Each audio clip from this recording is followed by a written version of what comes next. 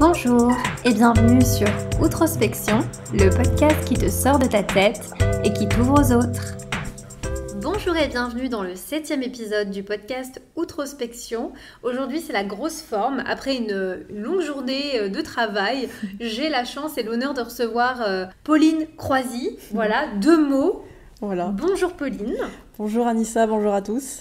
Alors, pour te présenter un petit peu, Pauline, donc toi, tu es UX designer. C'est bien ça. Tu travailles pour l'agence Explose, que je connais un tout petit peu, dont j'ai entendu parler très vaguement. Vraiment, tu m'en diras davantage parce que je suis curieuse d'en savoir plus sur l'agence.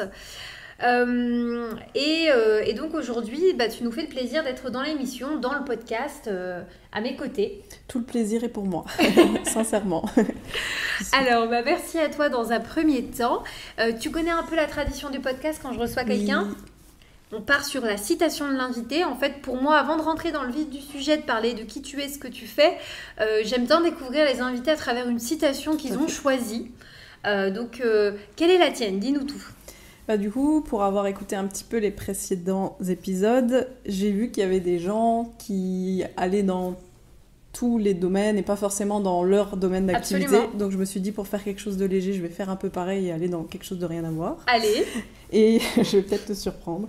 Et donc c'est une citation dans une chanson du groupe de musique Placebo. Parce qu'en fait, quand j'étais adolescente, j'adorais plus que tout ce groupe. C'est vrai ? Mais vraiment à fond. Et c'est dans la chanson qui s'appelle 20 Years, et la citation c'est « We need to concentrate on more than meet the eyes ». Et c'est vraiment, j'aime bien cette phrase et j'aime bien cette chanson, je vous conseille de l'écouter, elle est super sympa. Plutôt pour le sens basique qu'elle peut avoir, c'est-à-dire que c'est plutôt une phrase qui t'invite à regarder avec un peu plus d'attention les choses, et comme aujourd'hui tout va très vite, tout passe très vite et on n'a vraiment jamais le temps de se poser plus que ça, c'est un peu pour rappeler que c'est bien aussi de temps en temps de faire une petite pause, de se poser et juste d'observer, de regarder, de contempler. Avec les yeux. Voilà, avec les yeux. Ça c'est vrai, on en a déjà parlé toutes les deux à quelques reprises, la contemplation. Exactement. Qui est finalement quelque chose qu'on fait assez peu dans la vie de tous les jours parce qu'on est happé par nos différentes obligations tout simplement, et on ne prend pas beaucoup de temps de se poser, de se dire « Ah ouais, ça c'était sympa, ça me permet de... » Donc ouais, non, je trouve ça assez cool. Et donc c'est une chanson que tu aimes dans sa globalité, ou alors c'est cette phrase-là en particulier qui t'a plu ? Ouais, je pense que c'est cette phrase-là. Mais vraiment, la chanson aussi, pour tout le reste, cette chanson parle plutôt du fait que qu'est-ce qu'on sera dans 20 ans, et c'est assez... Moi, je l'aime. Si. Même le clip est sympathique, c'est joli, c'est dans l'univers du cirque. C'est très beau, avec du feu, des acrobates, tout ça. Petite dédicace à ceux qui ont connu Placebo. Voilà. Et qui étaient fans comme moi. C'est vrai que c'est intéressant. Ils font encore de la musique, Placebo ? Je crois plus grand-chose ces derniers temps, malheureusement, non. Il va falloir leur écrire, Pauline. Voilà. Brian, si tu m'entends. Où es-tu ? Que fais-tu ?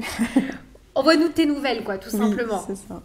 Bon, alors on va passer peut-être à la suite, mais c'est intéressant que Pauline ait choisi une citation pareille, pour la simple et bonne raison que toi, en tant que UX designer, ton métier, c'est aussi beaucoup d'écoute, beaucoup d'observation.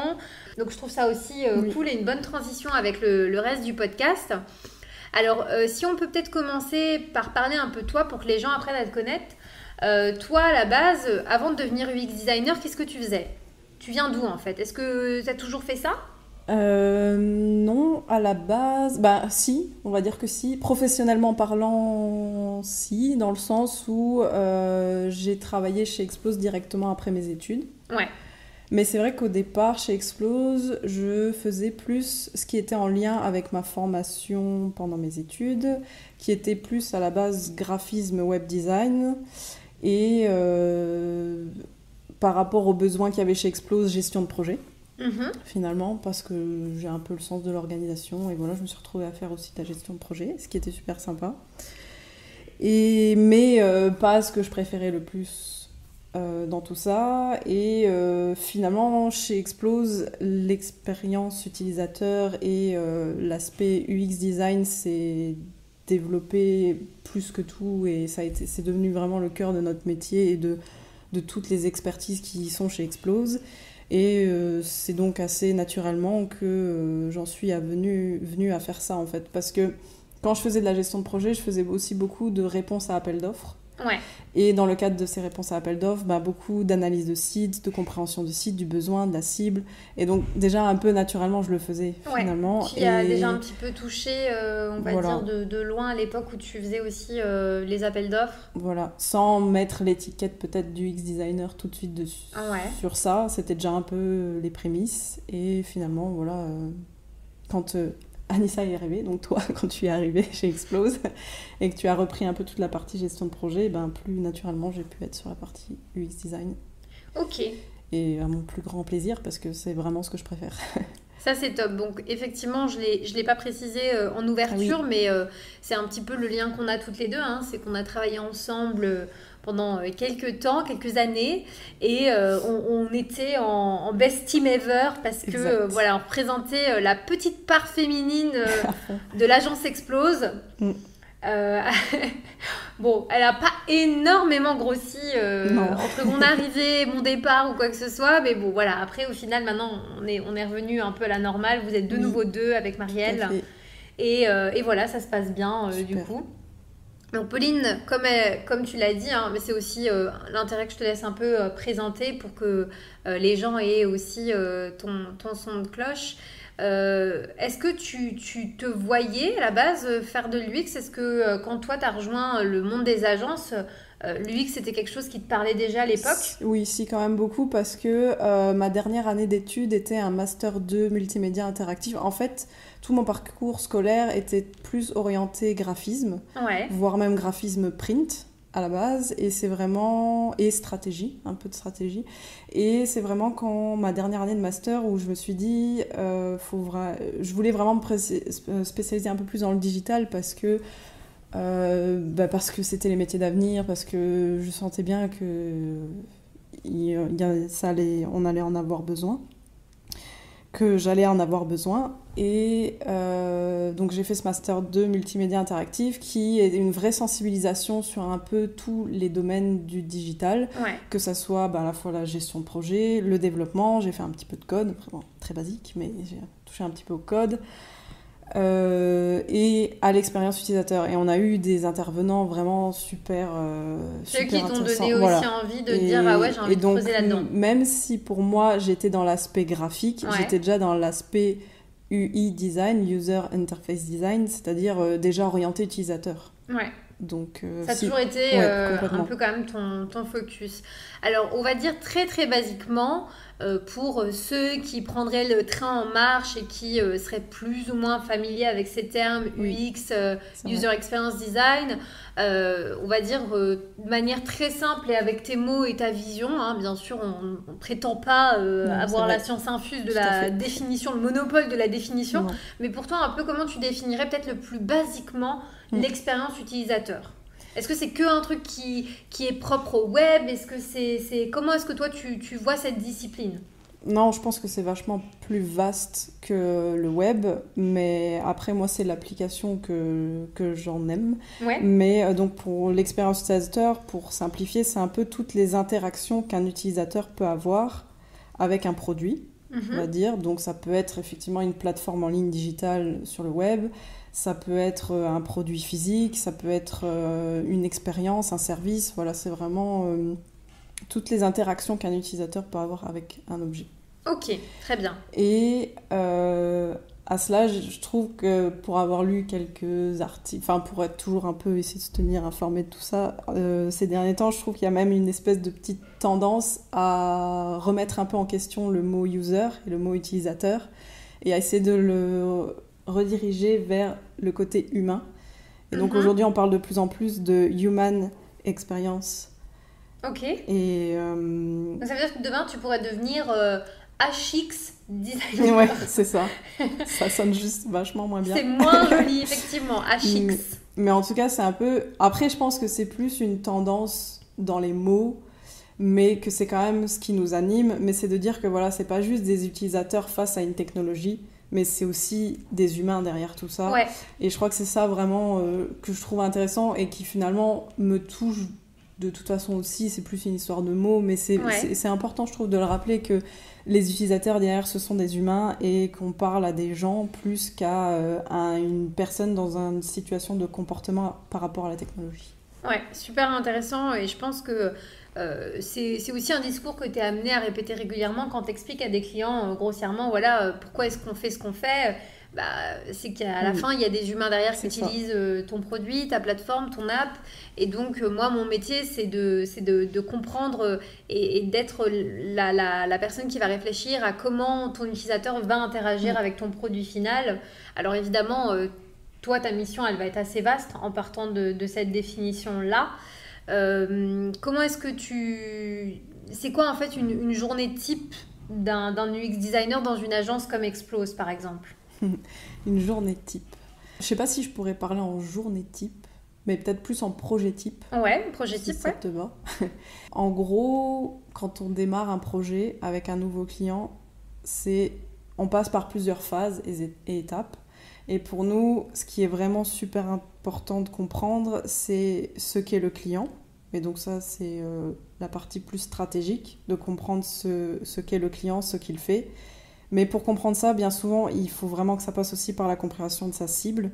Et c'est là où on retrouve cette notion d'utilisateur à nouveau, ou d'humain, ou de personne. C'est d'essayer de comprendre à qui on s'adresse. Ouais. Et ça, c'est vraiment les bases et les fondements du démarrage du projet. Et une fois qu'on a compris un petit peu qui sont ces utilisateurs, on va pouvoir se nourrir un peu de tout ça tout au long du projet et du développement de la plateforme. Ok. Donc, ça, par rapport à un projet type, ça va être une première phase vraiment on va dire, assez poussive, où vous allez vous intéresser vraiment à qui est le client, ce qu'il fait, à qui il s'adresse. Et par la suite, de manière plus concrète, est-ce que toi, tu as mis en place certains process d'un point de vue UX? Est-ce que tu as une méthodologie ou des choses que tu mets en place qui t'aident à pouvoir apporter une valeur ajoutée sur un projet? Oui, alors notamment pour comprendre la cible, justement, il y a plusieurs exercices possibles. Et selon ce que le client est prêt à investir et à mettre comme temps pour essayer de comprendre cette cible, ce qu'on fait de manière quasi obligatoire avec tous les clients, c'est au moins l'exercice des personas. Les personas, en gros, c'est une représentation fictive de la cible.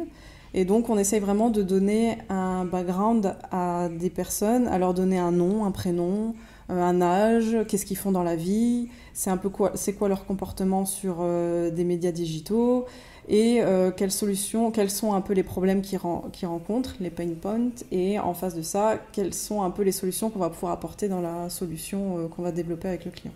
Est-ce que tu as le sentiment que les clients, souvent, ils ont une bonne idée de qui est leur audience, qui sont leurs propres clients ou... Il y a souvent une base quand même qui est intéressante. Ouais. Mais justement, c'est ça l'intérêt des workshops, c'est de les pousser un petit peu plus dans leur retranchement et d'aller plus loin, de poser plus de questions sur ah oui, vous le voyez comme ça, mais en fait, est-ce que s'il était comme ci ou comme ça? Enfin voilà, c'est vraiment un échange qui permet de construire, un échange de brainstorming, de construire ensemble ces personnages-là en posant plus de questions et en allant plus loin lors d'un workshop. Effectivement. En fait, souvent, et c'est ce que je disais dans mon précédent épisode avec Edgar, c'est que souvent, ils viennent pour une demande précise, très concrète, je veux ça, faites-moi ça, vous faites des sites ou vous faites je ne sais quoi, j'ai besoin de ça. Mais en fait, ils n'ont pas forcément toujours conscience du process qui est nécessaire en amont avant d'arriver au résultat final. Et c'est vrai que c'est tout l'enjeu, quand on est un UX designer aussi, que d'expliquer la plus-value de faire ce boulot de fond quand même. Et pour nous, ça c'est le minimum qu'on veut faire, qu'on impose de faire. Après, avec certains clients, on arrive à aller plus loin. Et là, c'est vraiment super chouette quand on peut aller jusque-là. C'est d'essayer d'aller interviewer des vrais utilisateurs. Ça, c'est cool. Et ça, c'est vraiment super chouette parce que tu vas vraiment au contact des vrais humains. Tu es sur le terrain. Voilà, et tu es sur le terrain et c'est incroyable tout ce qu'ils peuvent t'apporter avec leur spontanéité et c'est incroyable comment on peut tomber sur des gens qui ont vraiment envie de donner leur avis et qui donnent de leur temps gratuitement parce que juste ils ont envie d'améliorer un service ou de participer à tout ça.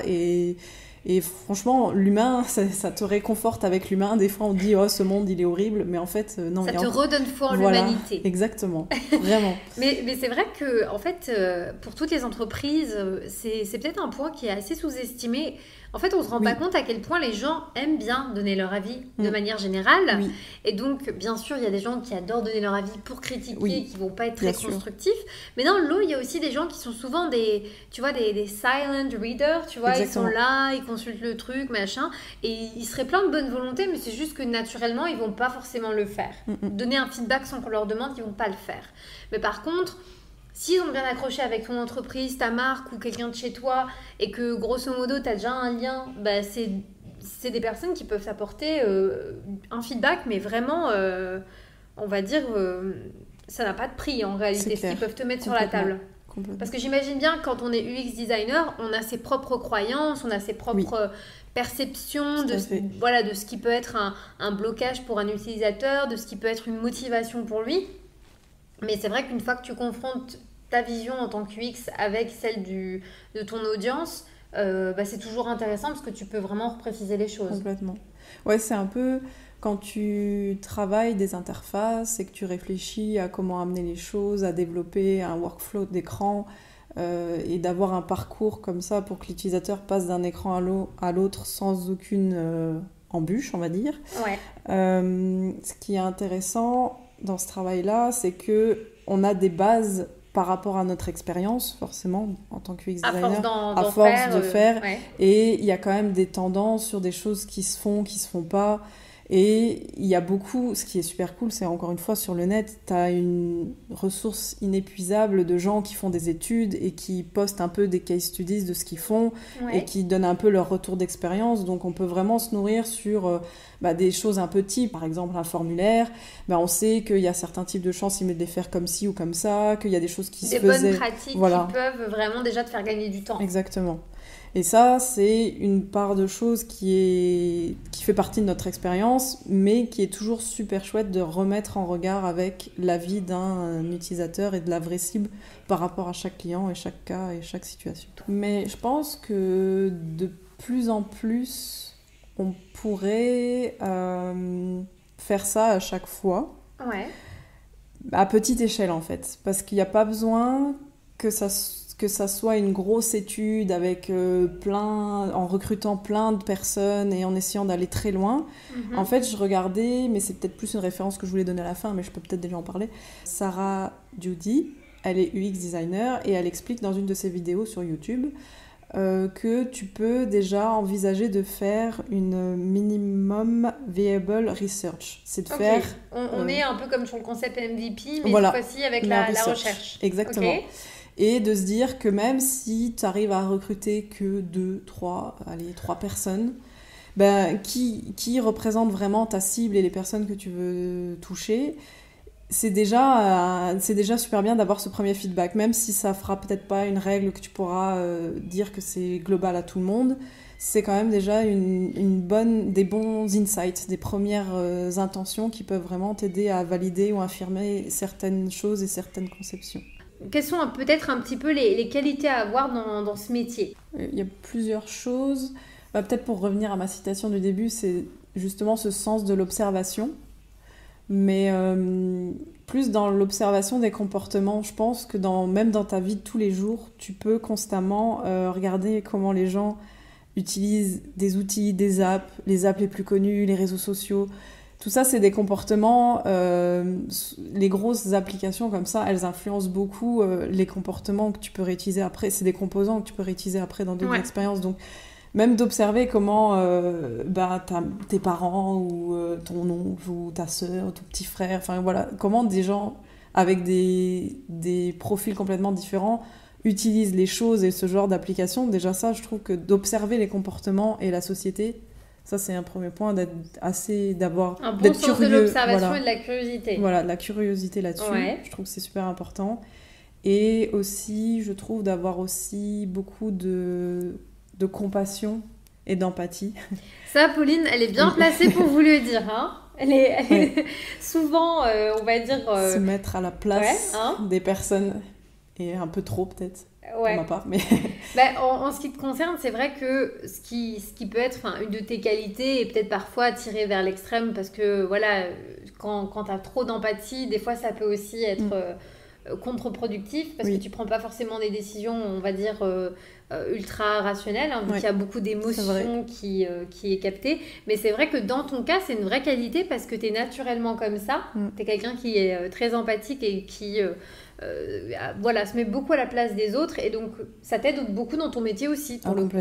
Complètement, parce que c'est ça, il faut essayer de penser comme ta cible pense, et c'est vraiment une histoire d'humilité aussi, d'essayer de se dire voilà, je ne sais pas tout, bien sûr qu'on a de l'expérience et qu'on sait comment fonctionnent pas mal de choses et ce qui marche moins, mais les choses évoluent tellement vite qu'il faut rester toujours conscient que tous ces comportements-là, ça change et essayer de se mettre toujours à la place des gens. Je voulais aussi te poser une question par rapport à l'expérience utilisateur en général, parce que j'ai quelques exemples en tête, en tout cas un, et j'aimerais avoir ton avis là-dessus.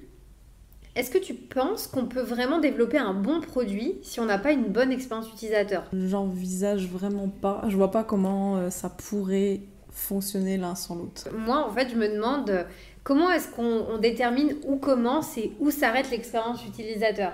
Et c'est ça qui m'intéresse un petit peu peut-être dans la mutation un peu de nos métiers qui sont de plus en plus transversaux. Pour toi là, ça fait combien de temps ? Ça va faire 7 ans que tu bosses chez Explose ? Exactement. Ouais. Donc en fait, tu n'as cessé d'évoluer sur ces 7 dernières années où en fait finalement tu n'as jamais exactement fait la même chose d'une année à l'autre puisqu'il y a des choses qui sont arrivées, qui ont évolué. Oui. Mais comme je disais au début chez Explose, déjà j'étais peut-être un peu plus dans la partie graphique, gestion de projet, et même s'il y avait déjà une sensibilité envers l'expérience utilisateur, et de plus en plus en fait on a la chance de développer des partenariats avec des clients qui nous laissent de plus en plus carte blanche là-dessus aussi. Qui voient la valeur aussi de ce que vous pouvez apporter avec une vraie réflexion UX. Et c'est ça, je trouve que c'est ça la chance et l'aspect cool de bosser en agence, c'est de pouvoir bosser avec des clients très très différents, dans des domaines très très différents, et à chaque nouveau client, tu dois te plonger dans un univers différent, un domaine différent, des contraintes, des questionnements, et c'est super cool parce que tu es dans la même agence, mais en fait tu bosses jamais pour le même type de client, donc jamais le même domaine, et tu fais toujours autre chose en fait.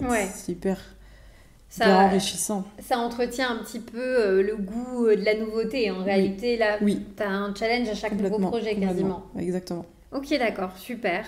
Eh bien écoute, on va arriver tout doucement vers la fin de l'entretien.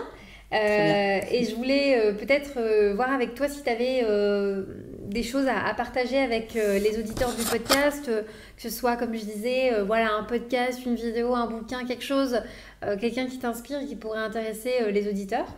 Oui, j'en ai parlé un petit peu pendant l'interview, donc je recommande vraiment de suivre Sarah Doody, donc qui est une UX designer à... Doody, ça s'écrit comment ? D-O-O-D-Y. Ok, vraiment Doody. Doody, ouais. Elle le dit tellement mieux parce qu'elle est new-yorkaise et avec son accent américain magnifique. Et donc, elle est fondatrice du site internet qui s'appelle The UX Notebook. Et c'est aussi une newsletter. Si tu t'inscris toutes les semaines, tu peux recevoir ta petite dose d'inspiration. Ça, c'est chouette. UX. Ouais, vraiment chouette. Et elle a plein de vidéos YouTube qui est super cool aussi. Elle fait un peu 3 aspects. Elle a un aspect consulting où elle aide les clients à amener la recherche utilisateur dans les projets. Elle recommande plein de choses justement sur la recherche utilisateur. Elle fait plein de vidéos et des formations. Ok. Donc on peut suivre des formations en ligne et tout. Et elle aide aussi beaucoup dans le recrutement et dans le fait d'aider à se vendre et à développer son portfolio en tant qu'UX designer. Ok, super. Donc elle aide aussi les autres UX. Hein. Voilà, exactement. Et ça c'est chouette. Comment tu l'avais découvert ? Et bien justement, quand on travaillait à développer des interviews utilisateurs, elle m'a inspirée dans des méthodes de travail. Vraiment, je regardais sur le recrutement de personnes, sur comment interviewer les personnes, des process comme ça. C'est chouette. Je vais balancer un petit peu les liens voilà, pour que vous puissiez aller checker ça. Mais c'est vrai que c'est super intéressant aussi d'avoir un peu dans son domaine parfois un peu des mentors, des gens qui font des choses peut-être qu'on ne fait pas encore ou qui font peut-être les choses mieux ou qui ont juste une perspective différente. Exactement. Parce que ça aide aussi un peu à se challenger soi-même dans ses propres méthodes. Ok, et super. Si je peux recommander peut-être une deuxième personne, ouais. Il est, je pense, très connu en fait, assez connu dans le domaine, je pense. Il s'appelle Geoffrey Dorn, c'est un designer tout court, plus vaste que juste UX designer. Designer tout court, ok. Dorn, comment ça s'écrit ? D-O-R-N-E, Geoffrey Dorn, il est français. Ah, ok. Et vraiment, il a fait, dans son parcours, il a fait les Arts Déco à Paris et après, il a été chercheur à l'ENSAD Lab à Paris. Donc, il a vraiment expérimenté et il se décrit vraiment comme un designer éthique, social et radical. Et donc, lui aussi parle beaucoup du fait qu'il n'aime pas trop le mot utilisateur et que pour lui, ses clients, entre guillemets, c'est vraiment des personnes. C'est des citoyens, c'est des migrants, c'est des personnes âgées, des jeunes. Enfin voilà, il aime beaucoup observer les comportements et les situations sociales et il fait plein de choses. Il a plein de sites. C'est lui qui est derrière par exemple le site graphisme.fr. Donc il a aussi une patte graphique super chouette. Enfin voilà, il fait plein de choses, donc je vous invite vraiment à regarder tout ce qu'il fait. Et c'est super. Il a fait un TED aussi. Ouais, c'est ce que j'ai vu. Il y a un TED, voilà. Le TED, lui. il est vraiment très bien. Je pense que pour une entrée en matière sur Geoffrey Dorn, le TED est très bien. Ok, super. Et on va mettre le lien alors pour que vous puissiez aller jeter un petit coup d'œil. C'est toujours intéressant. Je connaissais ni l'un ni l'autre. Lui, donc, j'ai eu la super chance de l'avoir en intervenant dans mon Master 2, justement. Ah oui, forcément. C'est chouette. Et il est plutôt jeune aussi. Oui. Vous avez quasiment le même âge en fait. Ouais, je sais pas. Je ne sais pas exactement quel âge il a. On va pas dire ton âge, Pauline. Non. Merci. On est des ladies. On va pas faire ça entre nous, mais voilà, il est très jeune. Ceux qui voudront aller checker sauront à peu près dans quel ordre d'idée on se situe. Mais on est dans la fourchette jeune. T'as bien vu, exact. Je l'ai dit. Hein. Oui. Ok, super. Alors dis-nous un petit peu pour ceux qui souhaiteraient peut-être prendre contact avec toi, te poser des questions ou je sais pas quoi, est-ce que ils pourraient te contacter par une manière particulière ? Oui, je pense que LinkedIn, ce serait la manière la plus propre parce que les autres réseaux sociaux, je les utilise vraiment plus de manière personnelle, donc c'est pas très... C'est pas public et pas très... Ouais, on peut pas aller voir, je veux dire, t'as pas de portfolio en ligne ou quoi que ce soit là dans les médias. Après, on peut voir ce que tu fais à travers tes projets chez Explose. Totalement, comme ça fait 7 ans que je suis chez Explose, j'ai dépublié totalement mon portfolio d'étudiante. Dans tes jeunes années fougueuses de designer. Vous ne retrouverez pas les traces de ça. Quoique sur la toile, on retrouve des choses. C'est vrai, des fois. Internet a une mémoire infinie. C'est ça. Donc on n'est jamais à l'abri de tomber sur des petites pépites, parfois, si vraiment on cherche. C'est vrai. Bon, en tout cas, je vais évidemment te remercier énormément d'avoir accepté de participer au podcast. Moi, ça me fait super plaisir. Mais comme je te le disais tout à l'heure, tu fais un peu partie du club des 10. C'est le club ça va être le club de mes 10 premiers invités, des 10 premières personnes qui ont accepté de mouiller le maillot avec moi dans le podcast et de me faire confiance. Donc, pour ça, je t'en serai éternellement reconnaissante. Tout le plaisir est partagé et vraiment, moi aussi, je suis reconnaissante que tu m'aies invitée, que tu donnes de la valeur autant à ce que je fais.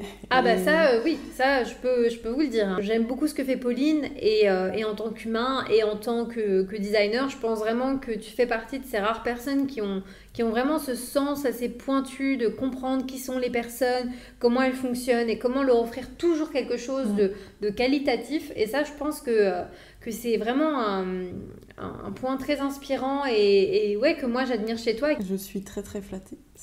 Merci beaucoup.